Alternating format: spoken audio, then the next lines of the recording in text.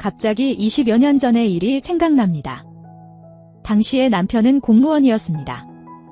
우리는 결혼을 하여 허니문 베이비인 동식이를 낳아 아주 행복하게 살았습니다.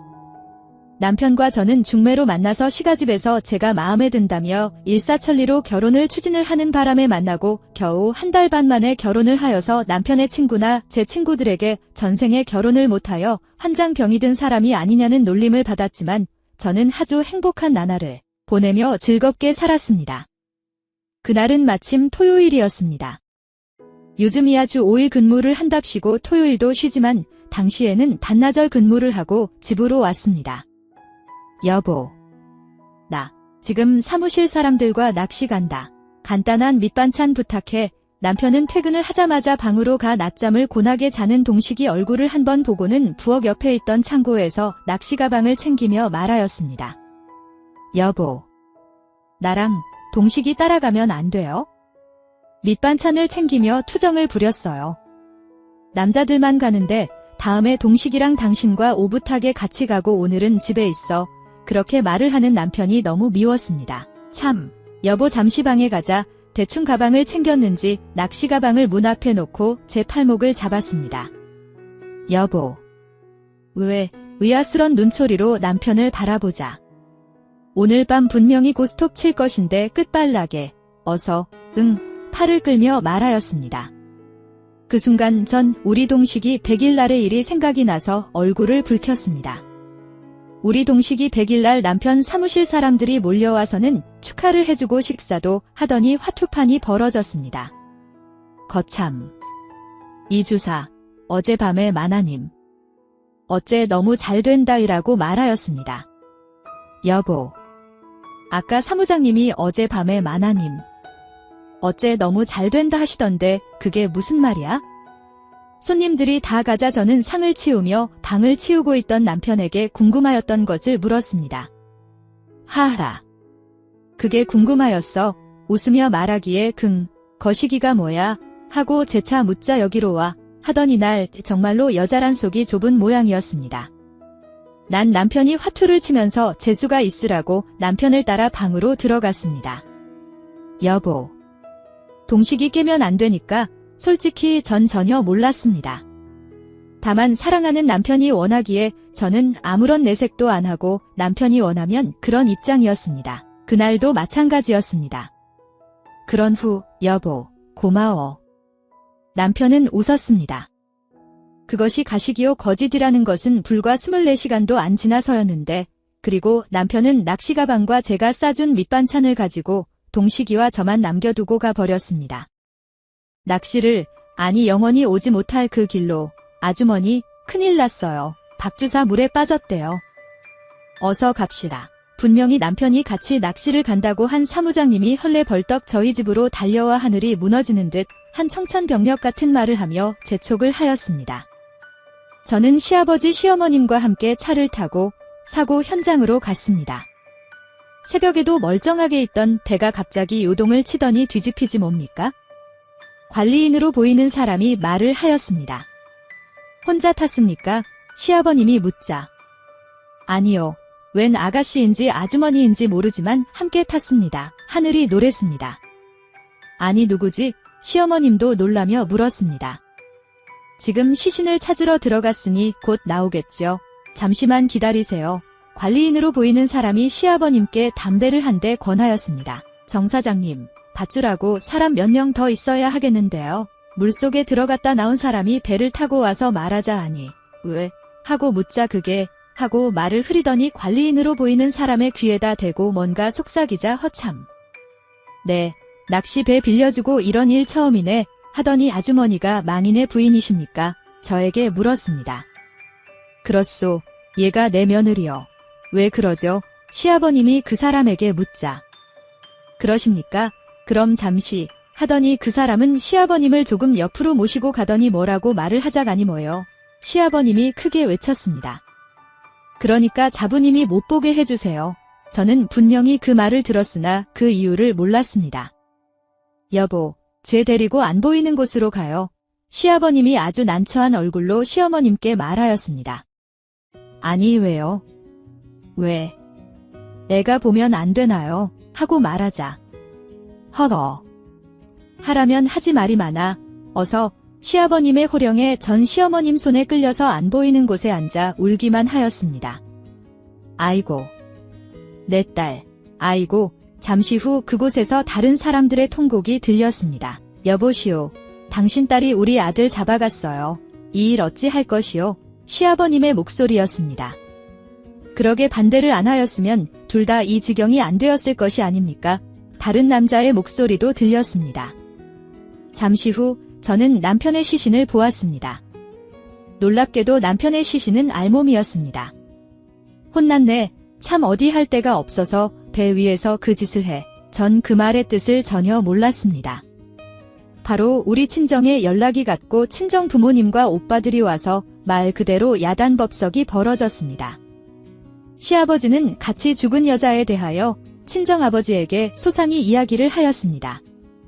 그 이야기는 제 귀에 바로 전달이 되었었습니다. 제 남편은 저와 결혼 전부터 그 여자와 깊은 관계였는데 그 여자가 결혼식을 올리고 남편과 첫날을 보내고는 무슨 이유인지 멀리하는 바람에 혼인신고도 못하고 쫓겨난 신세가 되었는데 그 후에 저의 남편과 사귀며 결혼 문제가 오고 가던 도중에 마침 그 여자 이웃에서 친하게 살았던 남편의 친척이 그 사실을 시부모님들께 말씀을 드렸고 그 사실을 안 시부모님들은 한사코 반대를 하시다가 저와 맞선을 보시고는 마음에 들어서 일사천리로 결혼식을 올리게 하였던 것이었답니다. 그러나 남편과 그 여자는 서로를 못 잊어 왕래를 하였고 매주 토요일이면 낚시를 간다는 핑계로 둘이 만나 여인 숙이고 전전을 하다가 그 전날은 밤에 배를 빌려서 낚시를 하다가 새벽에 배 위에서 누가 먼저인지는 모르나 서로를 배도 같이 흔들려 그대로 익사를 하였는데 시신을 찾으려고 잠수를 해보니 놀랍게도 안고 죽어 있었다고 하는 말에 나는 그 자리에서 실신을 하고 말았습니다. 정신을 차렸을 때는 이미 2명의 시신은 병원에 안치가 되어 있었고 친정 식구들은 시댁 식구들과 그 여자의 식구들을 상대로 대판으로 싸우고 있었습니다. 저는 싸우는 이유를 몰라서 오빠에게 묻자 오빠는 처음에는 회피를 하더니 제가 집요하게 묻자 사실을 말하였습니다. 그 여자 집에서 남편의 어머니 즉 저의 시어머니에게 이왕지사같이 죽은 마당에 저 세상에서나마 편히 잘 살게 영혼 결혼식이라도 올려주자고 하였고 그 말을 들은 시어머니는 친정어머니에게 간절하게 부탁을 하자 안 그래도 사위를 잃은 마당에 같이 죽은 년과 영혼 결혼식을 올리게 해달라고 부탁을 하자 우리 친정 식구들이 시댁과 그 여자 집안을 상대로 싸움이 벌어졌다고 입에게 거품을 뿜으며 말하기에 전 제가 나서서 친정 식구들에게 그 문제는 내가 결정을 할 문제지 출가를 한 마당에 친정에서 친정 식구들이 나서서 왈가불가 할 일이 아니라며 다 가라고 울면서 소리치자 우리 친정 식구들은 다시 또 제가 혼절이라도 할지 두려운 나머지 자리를 피하기에 저는 시어머니에게 이승해서 저에게 준정 있기 위하여서라도 그 여자와 영혼 결혼식을 올려주라고 오히려 제가 간절하게 부탁을 함으로써 장례식장에서 스님을 초빙하여 저의 입회하에 그 여자와 제 남편의 영혼 결혼식을 올려주고 그 여자와 남편을 합장을 시킴으로써 저와 남편의 인연은 저와 제 아들 동식이만 남겨두고 저 멀리 사라져 버렸습니다.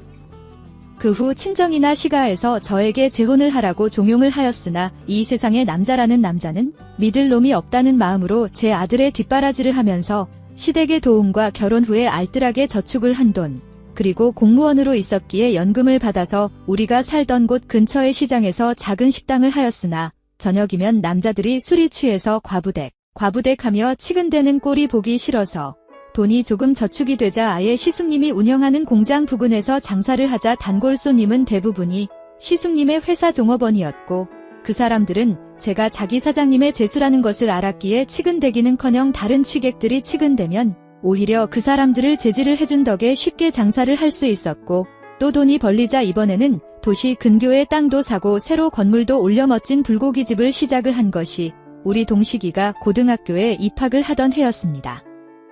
저의 노력에 보답을 하듯이 우리 아들 동식이는 열심히 공부를 하였습니다. 작년에 우리 동식이는 무난하게 동식이가 바라던 대학에 입학을 하자 전 세상을 얻은 듯이 좋았습니다.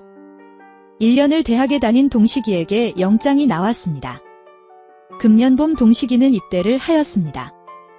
그런데 3일 전 새벽에 일어나 장사에 쓸 재료를 사주고 집으로 왔습니다. 주방장이 바뀌기 전에는 아침부터 저녁까지 밥을 모두 저의 식당에서 해결을 하였으나 주방장이 바뀌고는 최소한 아침은 집에서 먹는 습관이 생겼습니다. 안 그래도 입맛이 없는 아침은 더더욱 먹을 수가 없어서 집에서 대충 끓여 먹는 습관이 든 것도 최근의 일입니다. 그날도 찬거리를 비롯하여 다 사두고 집으로 와 대충 끓여서 아침을 먹고 시계를 보니 장사를 시작할 시간도 멀어서 TV를 켰습니다. 어머, 더러운 짐승들. 마침 TV에서 나온 장면은 호수에 떠있는 배 위에서 두 남녀가 몸부림을 치는 모습이었습니다. 20여 년 전에 죽은 남편도 저렇게 하다가 죽었겠지? 하는 생각이 들자 그동안 참아온 분노가 살아났습니다. 그런데 이게 웬일입니까? 그뿐이 아니었습니다. 죽은 남편이 낚시를 가서 고스톱을 치면 재수가 좋아진다며 지냈던 일이 주마등처럼 지나갔습니다. 20여 년을 참아온 것이 불이 붙기 시작을 한 것이었습니다. 저는 그만 소스라치게 놀라고 말았습니다. 문 앞에 버티고 서서 나의 모습을 보고 있던 사람은 다름이 아니라 제 아들의 절친한 친구인 현섭이었습니다. 현섭이는 제 아들 동식이와 같은 고등학교를 졸업하고 대학은 다른 곳에 다니는 아주 절친한 친구였습니다. 동식이가 군대에 가기 전에는 거의 매일 우리 집에서 놀기도 하고 아예 우리 집에서 기거도 하는 둘도 없는 친구였습니다. 그런데 그런 아들의 친구에게 못 보일 것을 보인 꼴이었습니다. 어머니, 그렇게 힘드시면 절 부르지 그러셨어요. 현섭이가 저에게 오며 말하였습니다. 저는 몸을 사시나무 떨듯이 떨려 아무 말도 못하였습니다. 저도 이제 성인이에요. 이제 고독은 제가 책임을 지겠어요. 아셨어요? 20여 년 전에 잊은 줄 알았던 것이 되살아나는 순간이었습니다. 걔는 아들이 군에 가기 전에 마치 제 집처럼 드나들면서 저희 집 키의 번호를 알고 있었다고 하였습니다. 전 걔가 어제도 찾아왔었고 더 이상은 안 되겠다고 생각을 하고 걔가 가자 바로 키의 번호를 바꾸었습니다. 딩동. 딩동. 그런데 지금 걔가 문이 안 열리자 벨을 누르네요. 그런데 이 미친년의 속은 빨리 문을 열라고 하고 마음은 열지 말라고 합니다. 저는 문을 열어야 하나요? 아니면 열지 말아야 하나요? 안녕하세요. 저는 40대 여자입니다. 저는 결혼을 좀 일찍 했어요.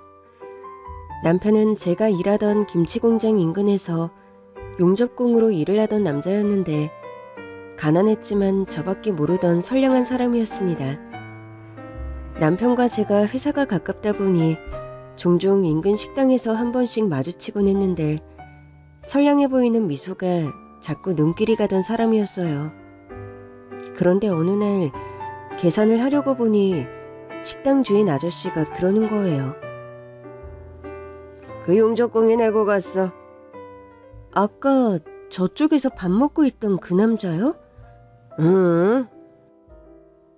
평소엔 서너새 무리와 다니더니 그날은 어쩐 일인지 혼자 밥을 먹으러 왔더라고요. 저랑 공장 언니가 먹은 밥값을 내고 갔더니 무슨 뜻인가 싶기도 하고 혹여나 제가 아니라 언니에게 관심이 있는 걸 수도 있으니 너무 오버는 하지 말자 싶었어요. 그리고 며칠 뒤 또 같은 식당에서 그와 마주쳤습니다. 어쨌든 밥을 얻어먹은 입장이니까 감사의 인사라도 전할 겸 말을 걸었어요.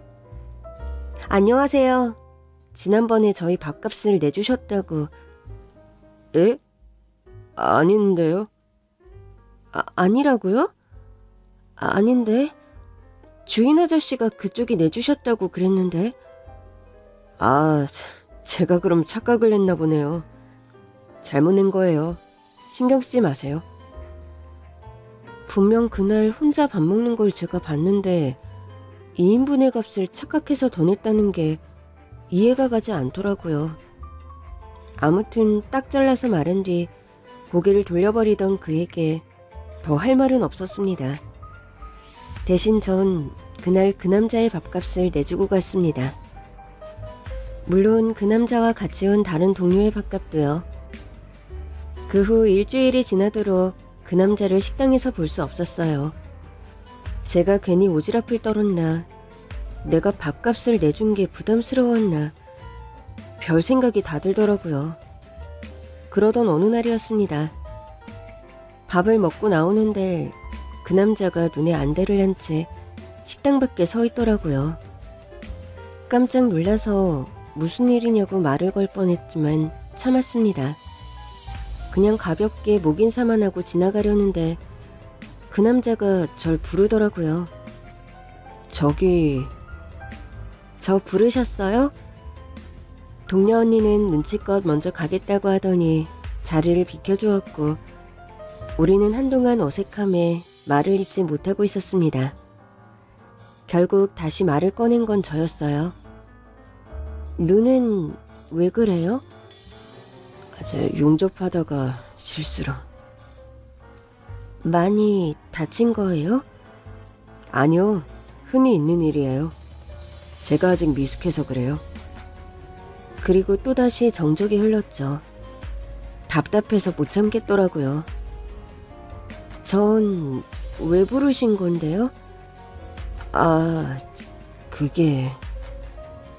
그는 한참을 주저하다가 말했습니다. 그때 밥값 감사합니다. 그런데 그게 다더라고요? 그 얘기하려고 기다렸다고요? 그러니까 그게... 아무리 기다려도 그러고 말기에 그냥 공장으로 돌아가려던 그때였습니다. 저 점심시간이 다 끝나가서 가봐야 할 것 같아요. 밥값 실수로 낸 거 아니에요. 네? 그때 밥 갚는 거 일부러 낸 거예요. 그때 같이 일하는 형이 옆에 있어서 저도 모르게 아니라고 잡아댔어요. 그의 말을 끝으로 우리는 또 한동안 말이 없었습니다. 그러나 그 순간 우리 사이로 살랑 불어오던 바람이 어쩐지 간지럽더라고요. 그날 이후 우리는 종종 만나 점심도 먹고 일이 끝나는 시간에 맞춰 영화도 봤습니다. 그러다 진실을 알게 되었죠. 실은 첫눈에 반했었어. 그래서 자꾸 그 식당에 가서 밥 먹고 그랬는데 말을 못 걸겠더라고. 그래서 한 번은 형들이 다른 데 가서 밥을 먹자고 그러길래 할 일이 있다고 둘러대고 혼자 그 식당으로 간 거지.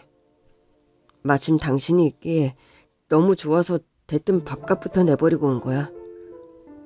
하여튼 쑥맥이야. 밥값만 내고 가면 어떡하냐? 내가 말 거니까 정색하고 실수를 낸 거라고 그러길래. 내가 아니라 나랑 같이 다니는 언니한테 관심이 있나 했네. 절대 아니야. 난 처음부터 끝까지 당신만 보였어. 앞으로도 그럴 거야. 그렇게 우린 자연스럽게 연인이 되었고 결혼까지 하게 됐습니다. 서로 직장이 가까우니까 출근도 같이 하고 시간이 맞으면 퇴근도 같이 했습니다. 그렇게 알콩달콩 지내던 중에 불현듯 시어머니가 마음에 걸리더라고요. 여보, 어머니 나이도 많으신데 우리가 모셔야 하지 않을까? 당신 힘들지 않겠어? 힘들긴 무슨. 그리고 아이 낳으면 어머니 도움도 종종 필요할 거야. 그때 가서 합치느니 지금부터 합쳐서 같이 사는 것도 괜찮을 것 같아. 나야 그래주면 고맙지. 사실 어머니가 늘 걱정이었거든. 그렇게 우리는 합가를 해 시댁으로 들어갔어요. 시어머니도 남편처럼 워낙 선량한 분이었어요. 어머니, 저녁 다 차려놓으신 거예요? 제가 해야죠. 종일 일하고 와서 무슨 저녁을 차려. 내가 아무리 늙었어도 부모다. 니들 밥 차려주는 게 뭐 힘든 일이라고. 퇴근하고 서둘러 집에 돌아와도 늘 저녁을 다 차려놓으시는 건 기본이었고 주말에 같이 나가서 외식이라도 하자고 하면 한사코 거절하시며 둘이 나가서 재밌게 놀고 오라고 하셨습니다. 어머니, 그러시지 말고 같이 나가서 맛있는 거 먹어요. 나 신경 쓰지 말고 하고 싶은 거 다 해. 평소에도 밖에서 데이트하고 오고 싶으면 그렇게 해. 애들 태어나면 그럴 정신도 없다. 한가할 때 신혼도 즐기고 마음껏 놀아. 물론 혼자 계신 어머니를 두고 어떻게 툭하면 나가서 데이트를 하겠어요. 그래도 합가는 참 잘한 선택이다 싶더라고요. 그러던 어느 날 남편의 회사 동료에게서 전화를 받았습니다. 재수씨, 사고가 좀 났어요. 지금 병원으로 가는 중인데 바로 오셔야 할 것 같아요. 그쯤 저는 남편 회사 동료들과 꽤 친했어요. 다들 우리 결혼식에 와주신 분들이기도 했고 직장이 가깝다 보니 퇴근하는 길에 남편의 회식 자리에서도 종종 참석했었거든요.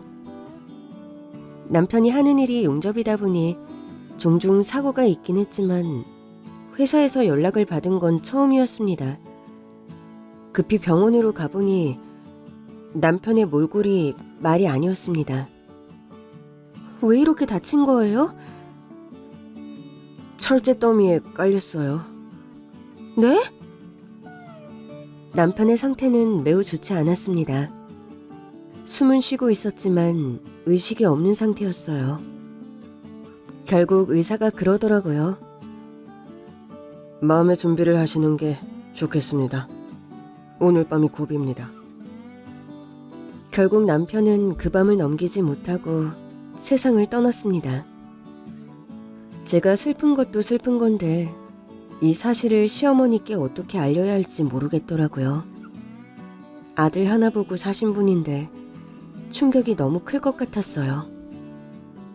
어머니, 놀라지 말고 들으세요.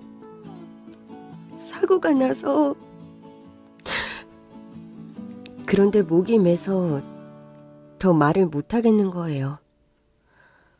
알았다. 무슨 소린지 알았어. 의외로 시어머니는 차분하셨고 병원에 와서도 눈물을 참으시며 하나뿐인 아들의 마지막 길을 침착하게 배웅하셨습니다. 장례가 끝난 뒤에야 시어머니는 참았던 눈물을 쏟아내시더라고요. 아가, 너도 나 떠나서 새 출발해. 행여나 너까지 저렇게 되면 난 살 수가 없을 것 같다. 저는 그런 시어머니와 부둥켜 안고 한참을 울었습니다. 그런 말씀 마세요. 제가 평생 모실 거예요. 저는 혼자 남은 어머니를 외면할 생각이 없었어요. 가족으로 만난 사람들끼리 서로 의지하며 살아야 한다고 생각했죠. 문제는 남편의 회사 사장이 남편의 사고를 산재로 처리해주지 않으려고 했다는 겁니다. 이게 어떻게 산재가 아니에요? 아니, 철제 더미가 거기서 쏟아질 줄 누가 알았겠습니까? 이건 우연히 일어난 사고죠. 일을 하다가 일어난 사고라서 산재인 거예요. 아니, 무슨 그렇게 심한 말을 하십니까? 이게 무슨 산업재해라고 산재니 뭐니 하시는 거예요. 그렇게 말씀하시면 우리 사업장이 무슨 재해를 불러일으킨 것 같잖아요. 정 그러시면 제가 위로금은 조금 드릴게요. 그렇지만 산재 처리는 근거가 없어서 할 수가 없습니다. 남편의 회사 사장은 저에게 미안하다는 말 한마디도 하지 않았습니다. 그러더니 남편의 통장으로 겨우 200만 원을 넣었더라고요. 그게 위로금인 모양이었습니다. 저는 그게 남편의 목숨값인 것 같아 더 서러웠습니다. 이후로도 여러 번 사장을 찾아가 따져 물었지만 나중에는 귀찮다면서 자리를 피해버리더라고요. 저는 결국 소송을 할 생각으로 남편의 직장 동료들을 찾아갔습니다. 증언 좀 해주세요. 변호사하고 상담하고 왔는데 남편이 사고를 당한 구역이 CCTV도 없는 사각지대라서 동료들의 증언이 필수적이래요. 에? 증언이요? 근데 제가 사고 당하는 순간을 목격한 게 아니라서 그런데 남편과 함께 밥도 먹고 우리 결혼식에도 왔던 직장 동료들이 전부 발뺌을 하는 겁니다. 그래도 철제에 깔린 건 보셨잖아요. 그게 저는 구출할 때 봤죠. 구출한 다음에 봤어요. 그래서 이게 증언이 될지 모르겠네요. 다른 동료들을 찾아가 봤지만 마찬가지였습니다. 철제가 무너지는 소리에 놀라서 가보긴 했는데 제가 갔을 때는 구출되고 있었어요. 철제 무너지는 소리에 가보셨다면서요? 그렇죠. 근데 제가 다른 일을 하고 있었으니까 일을 다 마치고 갔죠. 그래서 깔린 건 못 보셨다는 거예요? 그럼 119가 올 때까지 우리 남편은 거기 계속 깔려 있었다는 거네요? 에? 그건 저도 모르죠. 아무튼 저는 못 봤습니다. 나중에는 기가 차서 그들에게도 따져묻게 되더라고요. 이봐요. 당신 사람이야?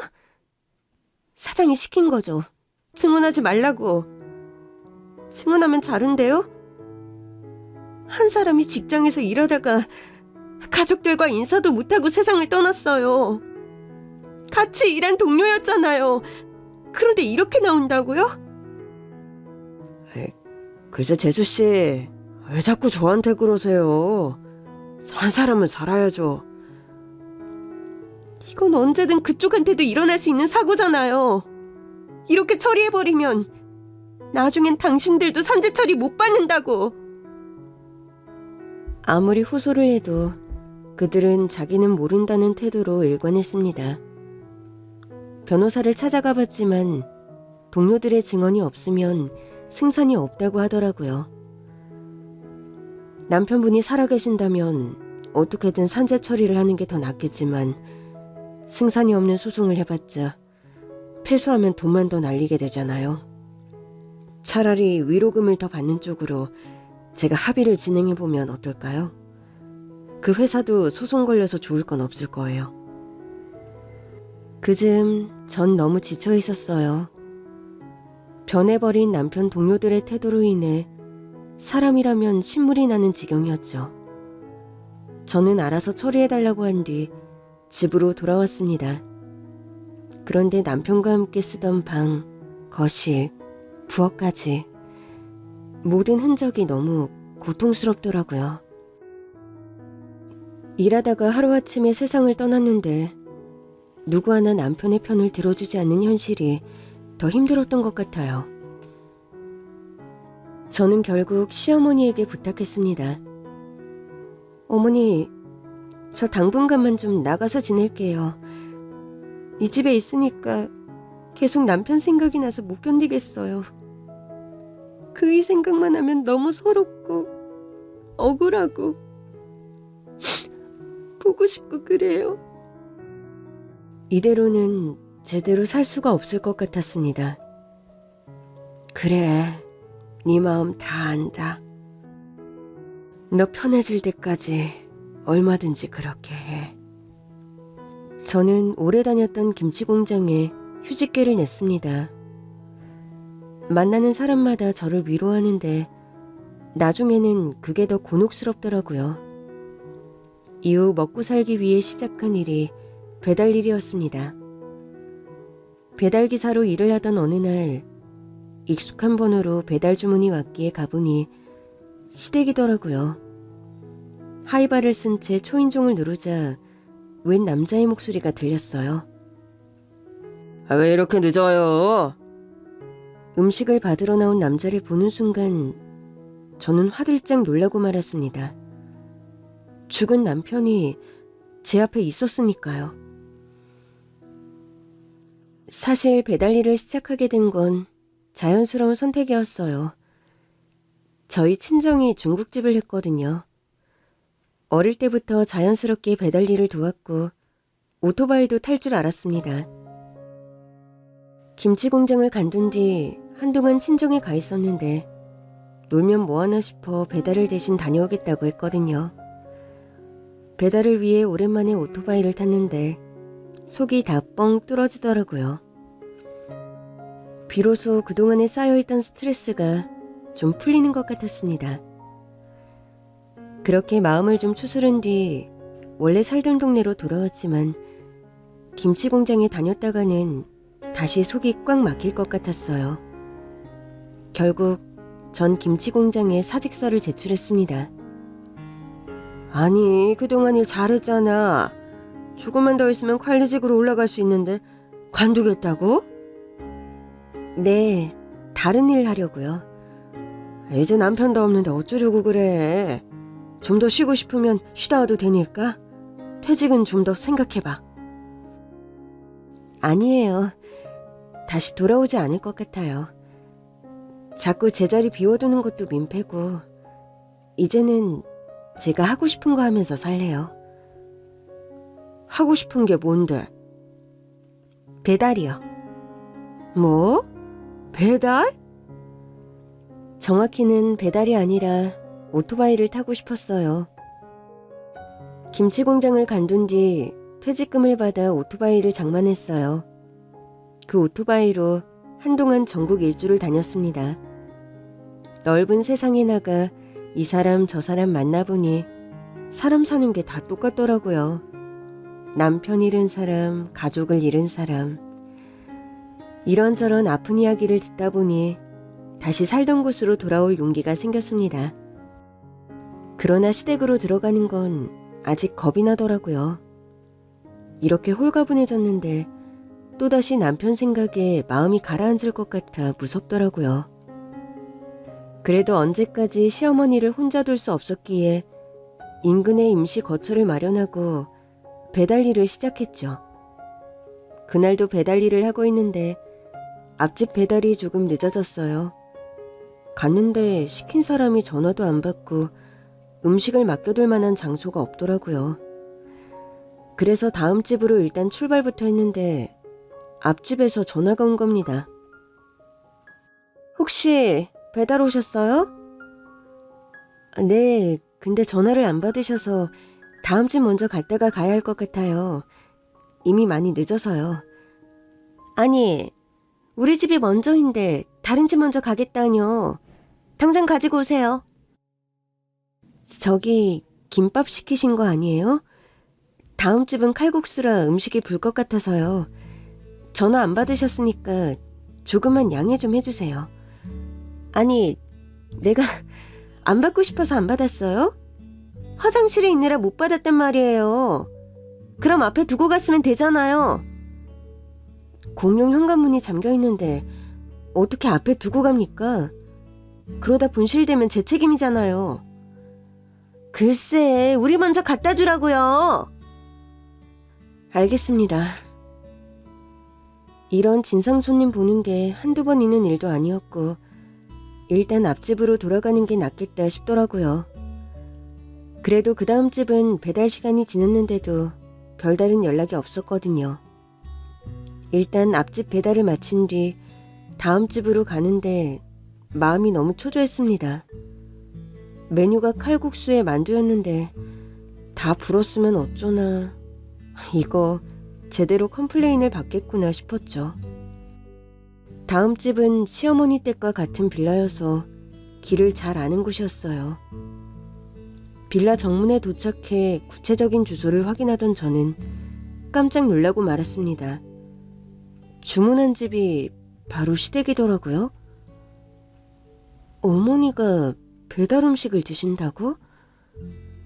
지금껏 어머니가 배달 음식 드시는 걸 본 적이 없었기에 설마 시댁에서 음식을 시켰을 거라곤 생각도 하지 못했습니다. 그러고 보니 전화번호도 시어머니의 번호더라고요. 일단 음식을 들고 가서 현관 앞에 서긴 했는데 도저히 초인종을 못 누르겠는 거예요. 그래서 시어머니께 전화를 걸었는데 전화를 안 받으시더라고요. 시댁은 당장이라도 도어락을 열고 들어갈 수 있는 제 집이기도 했어요. 그러나 그 문을 여는 순간 또다시 남편과의 모든 기억이 돌아와 괴로울 것만 같았습니다. 그래도 음식이 더 식기 전에 배달을 해야 했기에 저는 하이바를 벗지 않은 채 초인종을 눌렀습니다. 아, 왜 이렇게 늦어요? 인터폰으로 저를 확인한 건지 웬 남자가 버럭 소리치며 문을 열더라고요. 좀 이상했습니다. 시댁에 남자가 있을 리가 없었으니까요. 죄송합니다. 앞집 배달이 좀... 그러나 전 제 앞에 있는 남자를 보는 순간 말문이 막히고 말았습니다. 여보? 환상을 보는 줄만 알았어요. 너무 오랜만에 집에 온 거니까. 남편이 그 문을 열어주는 것 같은 환상을 본 건가 싶었죠. 이거 꿈이야? 지금 당신 내 꿈에 나타난 거야? 네? 여보? 당신? 무슨 말씀을 하시는 건지. 아, 저 미혼이에요. 그러나 그가 남편과 똑같은 얼굴로 미혼이라고 말하자 울컥 화가 나더라고요. 당신이 어떻게 미혼이야? 내가 당신 와이프인데. 에? 아니, 배달도 늦게 오셨으면서 웬 헛소리까지. 그 남자가 배달이라는 단어를 꺼내는 순간 정신이 번쩍 들었습니다. 예? 분명 남편과 똑같이 생긴 사람이었는데 태도하며 표정이 많이 다르더라고요. 아니, 칼국수랑 만두를 시켰는데 이렇게 늦게 오시면 어떡해요? 혹시나 사고 날까봐 전화는 안 했는데 이건 좀 너무하죠? 얼른 주세요. 다 본 거 아닌지 모르겠네. 그러면서 음식을 확인하는 모습을 보는데 자꾸만 남편과 겹쳐 보이는 겁니다. 저는 그제야 정신이 돌아왔고 그 집이 시댁이라는 것을 깨달았습니다. 그때였어요. 좀 늦을 수도 있지. 뭘 그래. 엄마 시장하시잖아요. 아유 괜찮아. 저기 기사 양반. 괜찮으니까 조심히 가요. 그러나 그 남자가 시어머니를 엄마라고 부르는 순간 저는 더는 참을 수 없었습니다. 시어머니가 문을 닫으려는 순간 저는 문을 붙잡았어요. 아니 기사 양반 왜 그래요? 시어머니가 당황한 얼굴로 저를 봤습니다. 양반이 아닌가? 여자분인 것 같네? 제가 하이바를 벗자 시어머니는 화들짝 놀라셨습니다. 아가! 시어머니의 말에 남편과 똑같이 생긴 그 남자도 저를 봤어요. 다시 봐도 너무 남편과 똑같아서 저는 시어머니를 붙잡고 물었습니다. 어머니, 이게 어떻게 된 거예요? 저 사람 우리 그이 맞죠? 어떻게 된 거예요?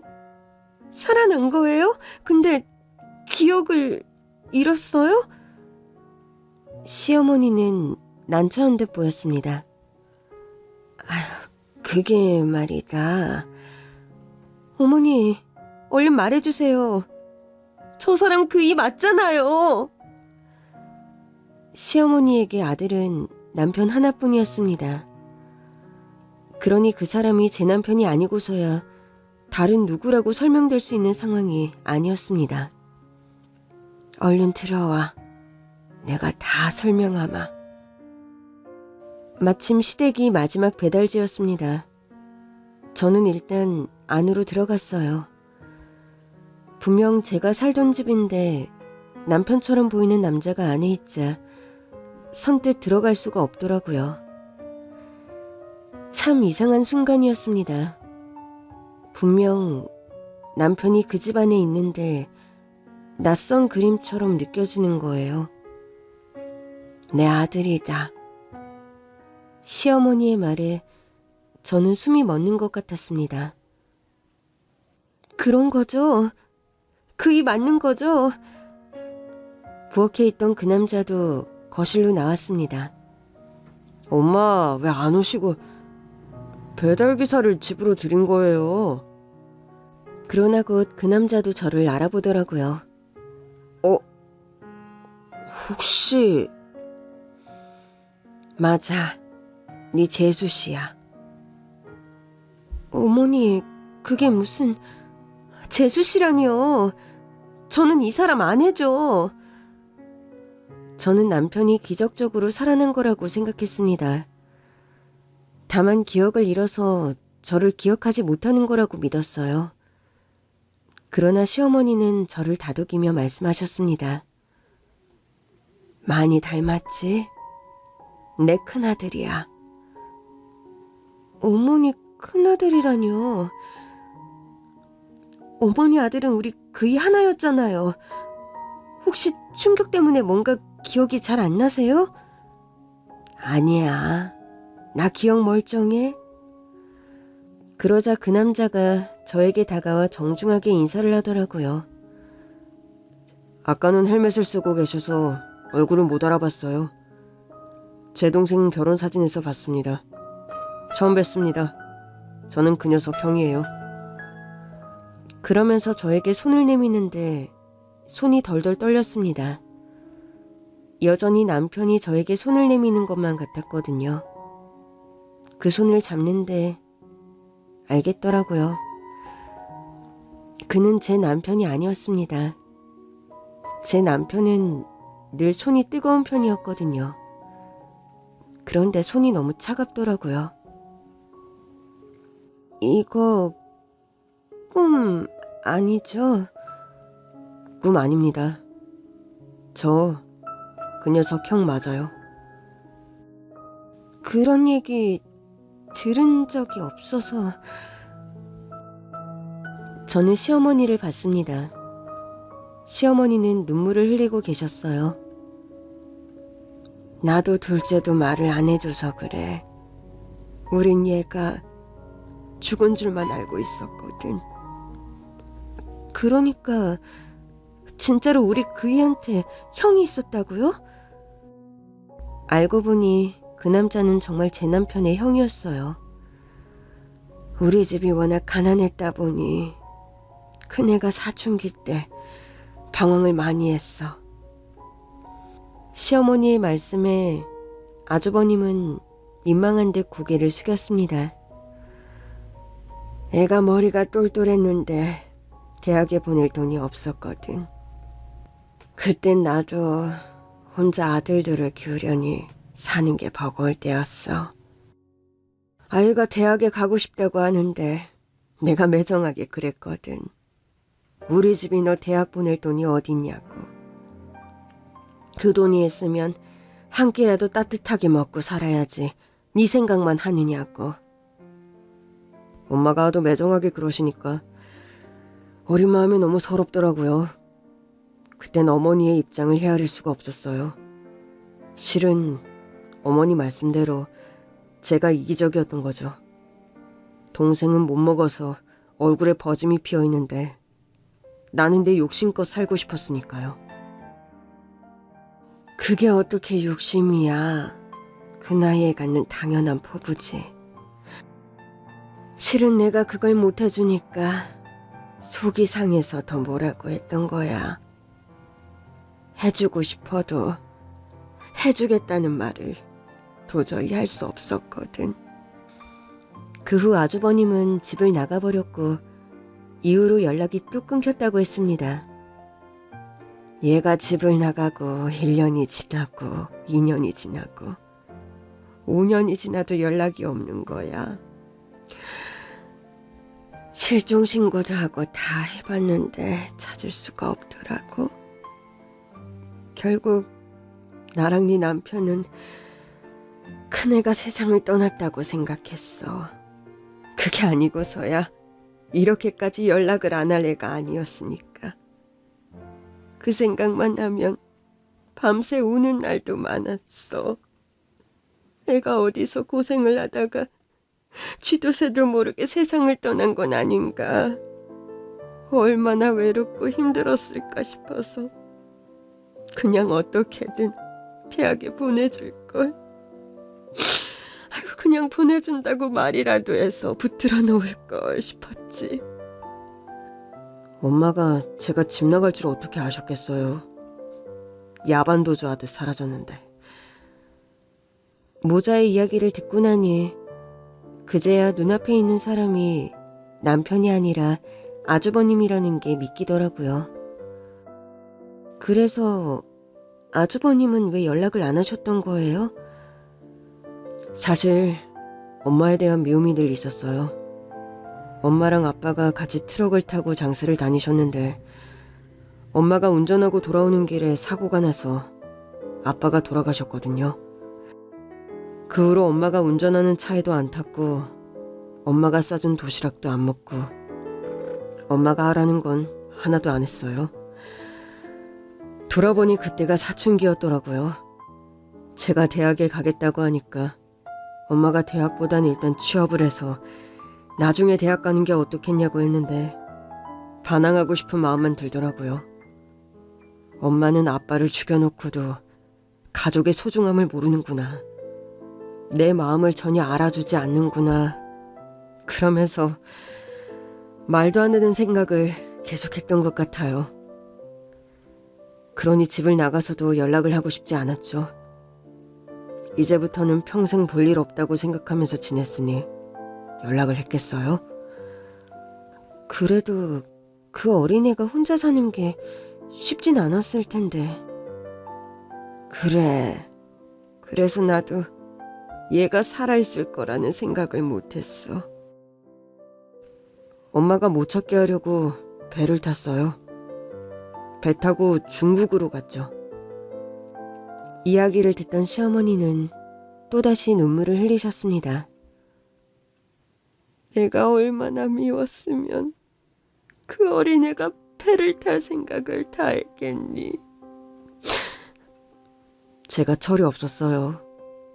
겁이 없어서 그런 거죠 뭐. 그렇게 갔다가 쥐도 새도 모르게 사라졌어도 아무도 몰랐을 거예요. 그땐 그런 생각을 전혀 못했어요. 그럼 언제 돌아오신 거예요? 이제 막 3일 됐어. 안 그래도 너한테 연락을 하려던 참인데 네가 배달기사로 떡하니 온 거지. 아까는 진짜 남편인 줄 알았어요. 너무 닮아서. 어릴 때부터 나이 차이는 좀 있는데 쌍둥이 같다는 소리를 많이 들었어. 그러고 보니 아주버님의 나이가 좀 더 많아 보이긴 하더라고요. 그이가 없어서 많이 놀라셨죠? 실은 알고 왔습니다. 네? 먼 중국 땅에서 연락도 안 하고 지내던 사람이 어떻게 동생의 부고를 알고 온 건지 의아했습니다. 사실 제가 회사를 운영하는데 동생이 다니던 회사의 가장 큰 고객이었어요. 정말요? 네. 그런데 얼마 전에 그 회사 사장이 중국으로 저를 만나러 왔었거든요. 재계약을 앞두고 있거든요. 와서 비싼 식사도 대접하고 그러길래 흔히 있는 일이라 그러려니 했었어요. 그런데 그 사람이 대뜸 최근에 자기 회사에 골치 아픈 일이 있었다면서 사장 노릇이 힘들다고 하소연을 하더라고요. 직원 하나가 사고로 세상을 떠났다고요. 사장이 아주버님에게 말한 그 사고는 제 남편이 당한 사고였습니다. 원래 같으면 산재 처리할 만한 일도 아니었는데 그 와이프가 와서 고소하겠다고 난리를 치더라고요. 그래서 어떻게 처리하셨어요? 그 직원이 진짜 열심히 일하던 사람이었거든요. 그래서 그냥 산재 처리해줬죠.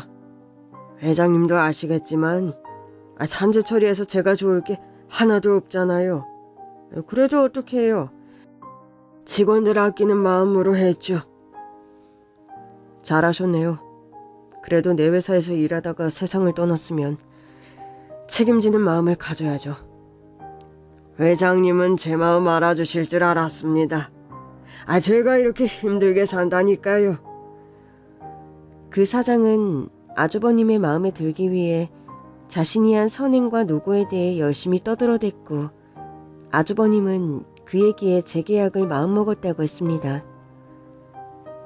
저랑 오래 계약을 한 사장이라 저를 잘 알았던 거죠. 우리 회사가 약자들을 돕는 사업과 기부도 많이 하고 있었거든요. 말도 안 돼요. 그 사람 우리 남편한테 산재 처리 안 해줬어요. 예, 저도 압니다. 처음엔 그 사장 말을 믿고 비서에게 재계약 서류까지 준비하라고 했었어요. 그런데 비서가 그 사장과 전혀 다른 보고를 하더라고요. 회장님, 이 회사랑 재계약하실 생각이신가요? 얼마 전에 철제 더미가 무너지는 사고가 있었다고 하던데요. 그래? 그래서 직원 하나가 세상을 떠났다고 하더라고요. 아주버님은 그제야 사고의 내용을 알게 됐고 그 정도면 산재 처리를 당연히 해줘야 하는 일이 아닌가 싶었대요. 산재 처리가 필요 없는 일인데 해줬다고 한 말이 걸리더라고요. 그래서 비서에게 진상을 좀 더 알아보고 한 뒤 재계약을 미뤘죠. 그리고서 알아보니 이 사람이 산재 처리를 안 해줬더라고요. 산재 처리를 안 해준 것도 비도덕적인데 나한테 와서 뻔뻔하게 거짓말을 했다는 걸 알고 나니까 어이가 없더군요. 저는 그간의 서름을 아주버님께 털어놓았습니다. 제가 얼마나 가서 애원했는데요. 우리 남편 열심히 일하다가 이렇게 된 건데 산재 처리를 안 해주는 게 말이 되냐. 이건 내 남편이 열심히 일한 시간을 외면하는 거다. 설득도 해보고 동료들한테 증언도 부탁했는데 사장이 시킨 건지 다들 사고 상황을 직접 본 게 아니라고 증언을 못 해주겠다고 하더라고요. 그 정도인 줄은 몰랐어요. 다만 그 회사 상황을 직접 보고 재계약을 결정하려고 한국에 왔어요. 어쨌든 기존에 거래하던 곳인데 해명 기회도 주지 않고 재계약을 무산시킬 수는 없겠더라고요. 그래서 아주버님은 불시에 남편이 다니던 회사 사장을 찾아갔고 그는 무슨 귀신이라도 본 것처럼 놀라더랍니다. 왜 그렇게 놀라십니까? 예? 아니 그게 늘 중국에서만 뵙다가 여기서 뵈니까 제가 알던 사람이랑 많이 닮으셨네요. 제가요? 아주 아닙니다. 제가 무슨 헛소리를. 아유, 한국에 다 오시고 어쩐 일이십니까? 아주버님은 그때부터 느낌이 이상했대요. 그 사장이 너무 당황하는 것도 그렇고 자신과 그렇게 닮은 사람이라면 동생밖에 없을 테니까요. 사실 처음 그 회사에 계약 기회를 준 건 그 회사가 제 고향 동네에 있어서였어요. 그런데 그 사장이 절 보고 누굴 닮았다고 했다가 말을 황급히 얼버무리니까 이상할 수밖에요. 아주버님은 그 사장에게 단도직입적으로 물었다고 해요. 사고로 세상을 떠났다는 직원 인사기록 좀 볼 수 있습니까? 산재 기록까지 전부 다요. 예? 아니지, 그 직원 기록을 왜... 이게 개인정보라서요? 왜요? 제가 개인정보를 유출하기라도 할 것 같나요? 아유, 그럴 리가요. 그래서가 아니라 아무래도 고인이기도 하고. 재계약을 원한다면 보여주세요. 확인할 게 있어서 그럽니다. 결국 사장은 아주버님 앞에 남편의 인사기록을 가져왔다고 합니다. 그런데 일부러 그런 건지 사진을 뗐더래요. 그런데 그 이름을 어떻게 모르겠어요. 그 녀석 인사기록을 보는데 자꾸 눈물이 나려고 해서 힘들었습니다. 그 사장에겐 티를 내고 싶지 않았거든요. 아주버님은 사장의 말과 달리 산재 처리가 되지 않은 것을 확인했고 사장은 허둥지둥 둘러댔다고 합니다. 아이, 그게 아니라요, 회장님. 지금 산재 처리 중인데 아직 처리가 끝나지 않아서 처리되지 않은 걸로 기록된 겁니다. 돌아가신 지 몇 달이 지난 것 같은데 아직도 산재 처리가 안 된 건 회사가 승인을 하지 않은 거 아닌가요? 아유, 그러니까요. 제가 하라고 했는데 담당자가 실수로 누락을 했다지 뭡니까. 저도 회장님 덕분에 오늘에서야 알았어요. 제가 서둘러 처리를 하려고요. 그럼 지금 하시죠.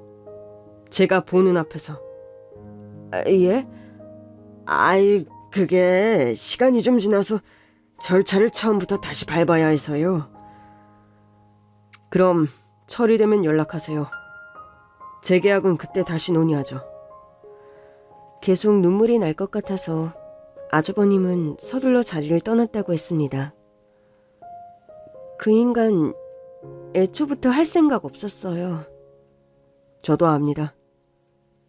그런데도 재계약 기회를 주시는 거예요? 아니요. 이미 늦었죠. 네? 아주버님은 저를 보며 의미심장한 미소를 지어 보였습니다. 재수씨, 제가 그 녀석을 다시 살릴 순 없어도 재수씨 힘들었던 건 다 풀어드릴게요. 저는 그때까지만 해도 아주버님이 중국에 있는 회사의 주인이라는 것 정도는 인지했지만 그 회사가 얼마나 큰지는 체감하지 못하고 있었어요. 그냥 제 맘을 알아주시는 것만으로도 고마웠고 적어도 그 회사랑 재계약은 안 하시겠구나 싶어 속이 좀 풀리는 것 같았습니다. 어쨌든 그 일로 그 회사도 큰 고객을 놓쳤으니 손해가 클 거 아니에요. 돈 때문에 산재 처리도 안 해주더니 결국 돈으로 손해를 보는구나 싶었죠. 그날 이후 저는 시댁으로 돌아왔습니다. 아주버님도 당분간은 시댁에서 지낸다고 했지만 일어나 보면 늘 집에 계시질 않더라고요. 사실 저는 아직 궁금한 게 많았어요. 어머니도 꽤 놀라셨겠어요. 갑자기 아주버님이 돌아오셔서 놀라다 마다 눈앞에 다시는 못 볼 줄 알았던 큰애가 나타났는데 그 사장님이 보여준 인사기록에서 보니까 집 주소가 그대로더래. 어머, 그럼 그때부터 계속 이 집에서 사신 거예요? 애가 살아있을 리 없다고 생각하면서도 이사는 못 가겠더라고. 애가 언제라도 찾아올 것만 같아서. 그 덕에 다시 만나신 거네요. 근데 어머니는 안 헷갈리셨어요? 전 처음 봤을 땐 진짜 우리 그이인 줄 알았어요. 그래도 내가 엄마잖니. 보는 순간 알겠더라고. 시어머니는 아주버님을 끌어안고 한참을 우셨다고 했습니다. 그래도 하늘이 나를 버리지든 않는구나 싶더라고. 둘째를 보낸 아픔이야 평생 가겠지만 첫째라도 돌아온 게 얼마냐 싶었어. 나는 걔가 동생 간 건 모르고 온 줄 알았는데 이미 알고 있어서 더 놀랐지 뭐. 오랜만에 배달을 쉬며 시어머니와 그간의 이야기를 나누던 그때였습니다. 모르는 번호로 전화가 오기 시작했어요. 받을까 말까 고민하다가 받았는데 남편이 다니던 회사 사장이더라고요. 제가 만나 뵙고 좀 드릴 말씀이 있는데 회사로 좀 와주시겠습니까? 전 할 말 없는데요. 산재 문제로 연락드린 거예요. 오시는 게 이득이실 텐데요. 사장은 상당히 건방진 투였습니다. 그러니까 인심 써둘 테니까 나더러 와라 이거예요? 솔직히 말해 인심 맞죠? 그동안 그 친구가 열심히 일한 것도 있고 이제라도 처리해 드릴까 하고 있으니까 일단 와보세요. 맘 같아선 당장이라도 끊어버리고 싶었지만 가보기로 했습니다. 도대체 무슨 소리를 더 하려고 이러나 궁금하더라고요. 갔는데 사장이 다리를 꼬고 앉아서는 일어날 생각도 안 하는 거예요. 와서 앉으세요. 그러면서 턱끝으로 소파 자리를 가리키더군요. 기도 안 찼지만 일단 앉았습니다. 산재 처리해드릴 테니까 사진 몇 장 찍어줄 수 있죠? 곧이어 여러 번 본 사장 비서가 사진기를 들고 들어오더라고요. 그럼 찍을까요? 그러나 전 비서에게 가서 사진기를 빼앗았습니다. 아니, 왜 이러세요? 사진 안 찍을 거니까요. 그러자 사장이 버럭 화를 내는 겁니다. 아니, 해달라고 난리칠 땐 언제고 사진 한 장 안 찍겠다는 거예요? 가는 게 있으면 오는 것도 있어야지. 산재 안 받아요. 그럼 됐죠? 저는 그대로 사장실을 나가려고 했습니다. 그제야 사장이 달려와서 저를 붙잡더라고요. 아니, 도대체 왜 이러는 거예요? 사장님이야말로 갑자기 왜 이러세요? 산재 처리할 만한 일도 아니라면서요. 남편 동료들 입단속도 제대로 해두셨던데 이제 와서 왜 이러세요? 아니, 글쎄, 이제라도 해드린다니까. 아유, 알겠어요. 사진 찍지 맙시다. 그냥 도장만 찍고 가세요. 글쎄, 더럽고 치사해서 안 받는다고요. 아니, 도장 하나만 찍으면 끝인데 왜 안 받아요? 주는 건 사장님 맘이고 안 받는 건 내 맘이에요. 아니, 남편 생각을 하셔야지. 그건 남편의 노고를 인정받고 싶다면서요. 해준다니까.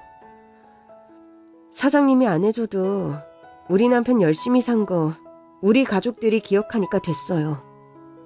전 이만 갑니다. 그 사장의 속을 제가 모를 리가 없잖아요. 남편 산재 처리해주고 아주버님 회사와 수월하게 재계약을 하고 싶은 거겠죠. 그 회장이 내 남편의 형인 줄도 모른 채 말이죠. 그렇게 집으로 돌아왔는데 이제는 남편 회사 동료들이 저에게 연락하기 시작했습니다. 재수씨, 산재 받으면 좋은 게 얼마나 많은데 왜 안 받으세요? 사실 제가 사장님 때문에 그동안 말을 못했어요. 이제라도 필요하시면 제가 증언할게요. 제가 이제 와서 증언 필요할 일이 어딨어요? 그래도 혹시 도움은 필요할 때 줘야 도움이죠. 아니지, 도움도 아니지. 사실 좀 말해달라고 했는데 입속 다물었던 분이 갑자기 왜 이러시는 거예요? 또 다른 동료들도 산재 처리를 받는 게 좋지 않겠냐며 자꾸 혼수를 두기에 전부 번호를 차단해버렸습니다. 그렇게 애원할 때는 한 번을 안 도와주더니 이제 또 사장이 시키니까 저한테 전화를 건 모양이었어요. 그래도 제가 듣질 않으니까 그 사장이 선물 바구니를 들고 집까지 찾아오더라고요. 아니지, 사장님. 도대체 왜 이렇게까지 하십니까? 저도 며느리도 이제 산재 처리 필요 없다니까요. 어머님, 제가 그 친구를 얼마나 아꼈는지 모르실 겁니다. 예, 전혀 모르겠어요. 예? 이제와 이래봤자 달라지는 거 없으니 돌아가세요. 사실 그때 아주버님도 집에 계셨거든요. 저랑 아주버님은 숨죽인 채 그 모습을 보고 있었습니다. 어머, 우리 어머니 맞으세요? 저렇게 매몰차게도 말씀하실 줄 아는구나. 젊을 때는 더 하셨어요. 그땐 살기 어려워서 더 그러셨겠지만. 그렇게 전 시어머니의 새로운 모습도 보고 어머니 앞에서 무릎을 꿇는 사장의 모습까지 볼 수 있었습니다. 사실 그 정도로 속이 꽤 시원했어요. 며칠 뒤 아주버님은 중국으로 돌아가셨습니다. 일이 많아서 일단 가서 처리를 좀 하고 또 오겠다고 하시더라고요. 그렇게 몇 달이 지난 어느 날 깜짝 놀랄 만한 사실을 듣게 됐죠. 아유, 세상에. 둘째가 다니던 회사가 부도가 났다는구나. 네? 어쩌다가요?